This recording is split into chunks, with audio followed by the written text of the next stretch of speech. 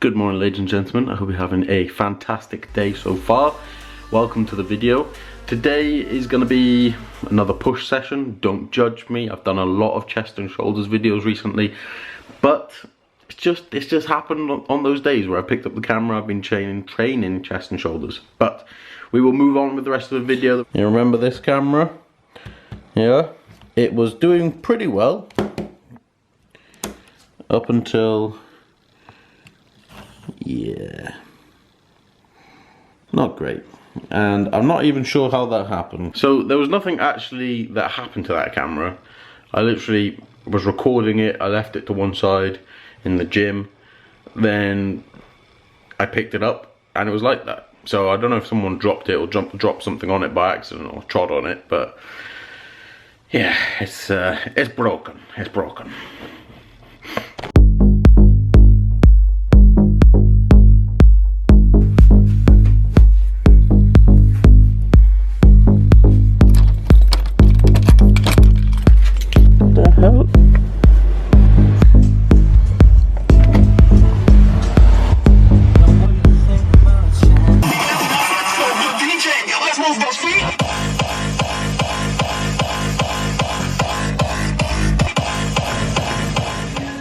So as I said, guys, this is going to be another chest and shoulders workout, a push workout for those that are following push-pull legs.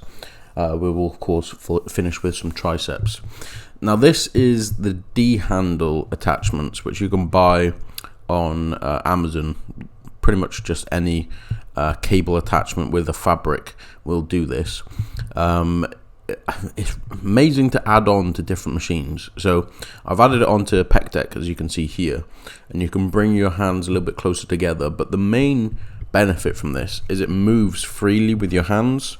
So on an original Pec Deck, that metal pole, it just goes up and like round and round rather than moving slightly up and down with your hands, so you can get a better contraction.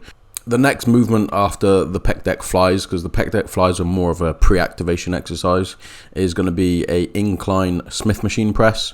The idea with this is to hit a little bit more shoulders and upper chest than a regular incline, so we're going slightly higher than a 45-degree angle, call it 70. And something I like to focus on with this movement is driving your elbows in rather than just pressing upwards. Drive your elbows towards each other, and that's going to mean that you get a little bit more mind-muscle connection with your chest, I find, because our chest is actually used to pull our arms inwards, not just to press up. It's the movement of bringing our elbows towards each other that actually activates your chest. So then I went on to my second set. I do 2 top sets and then I bring the weight down slightly and go for a slightly higher rep set. The benefit of this is you have a little bit more of a strength performance set or 2 sets, and then the slightly lower repetition set has more of a pump sort of hypertrophy feel to it. Obviously both sets are gonna, or all sets are gonna mean hypertrophy and muscle gain, but the different variation in rep ranges I find is very beneficial. Okay, so with this exercise we can see that I've added some resistance bands. Now the reason for this is to change the strength curve of the exercise. Obviously it makes it a lot harder going through the top portion of the movement, because as the resistance bands get tighter, there's more resistance going through them. So if you are using resistance bands, try adding different angles and different strength curves. Going through into the next exercise, this is the chest press, and the setup on this exercise is a rest pause. So for those people that don't know what a rest pause is, you complete a set number of reps on a top weight, which is going to be difficult for you to hit, about 8 to 12 reps.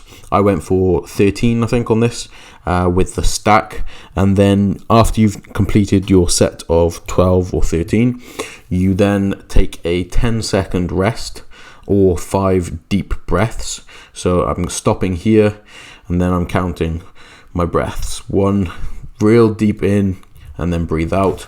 all the way to 5, and that should equal about 10 seconds. Then once those 10 seconds are up, you make sure that your wrist wraps are nice and tight, and then we go back into the exercise with that only 10 seconds rest. And obviously, because we're doing a setup like that, your reps aren't going to stay the same. It would be very difficult for you to complete 12 reps, or repeat 12 reps, 12 reps, 12 reps.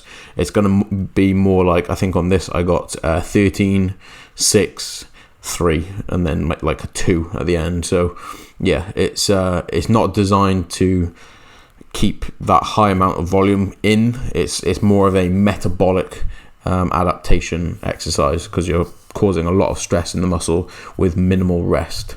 Basically building up lots of lactic acid, similar to like a drop set or a superset. It's basically just a intensifier for your exercise, and I very much enjoy it. It's a ridiculous pump that you get off it. If you haven't tried them, I would highly recommend that you try this little setup. It's brilliant. Next exercise is a D-handle cable lateral raise. Now, the reason I'm using D-handles instead of the cuffs that I usually use is the cuffs broke, but fortunately I've managed to order some new ones on Amazon, which have already arrived, so I'll be using those in the future. But for now, the D-handles will suffice. The reason why I prefer cuffs is just because it takes your hand out of the movement.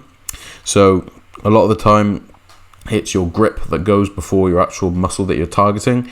Also, I find that the angle or the pull, the way in which it pulls, is a little bit easier to focus on driving up with your elbows when you're using cuffs. But there's nothing wrong with using the handles. I just find that cuffs for myself are a little bit better in a way. The next exercise after this was also with the D handles, and it's a slight variation on a reverse fly. It's basically just an angled reverse fly, so you have to kind of bend over a little bit more, and you're creating the same angle in which you would have if the cables were set at about kind of like shoulder height, chest height, just to kind of try a different variation. I'm not going to stick with this variation. I was just kind of trying it out and seeing how it would feel, but it was different, but it wasn't better, so I will stick to the regular way in which I do them. This exercise as well I will be doing with the cuffs when it goes into my when my cuffs arrive, because again with the handles you're gripping onto it. These are occluded tricep pull downs as well, and I find with cuffs I can get a little bit better range of movement for some reason, and I don't find that I need to come up so high. With these, you can see that the handles are basically turning upwards, so that I'm not actually pushing down, I'm pulling down, which isn't a bad thing. Same sort of setup that you would have with a rope. Occluded work is very much metabolic, so if you haven't tried occluded work, I would highly recommend that you do. I've spoken about it a few times on this channel. So cable flies then to finish, hitting a little bit of a lower angle just to kind of touch the lower chest a bit, because I haven't really done any lower chest exercises in this chest workout. My first chest workout of the week, I do weighted dips, which of course that will hit our lower chest pretty well, but just changing up a little bit of an angle, going for some high reps. This is more just to push a lot of blood into the muscle at the end of the workout, rather than going for like strength exercise or anything like that. Just an isolation to push lots of blood in there, get lots of lactic acid going through there, and get just basically a bit of a filthy pump, because you can't argue with an exercise just to get a pump. And I think people overlook pump work as well. Like, if you can connect well with your muscle when you get a pump in it, that's only going to benefit you when you go into your training.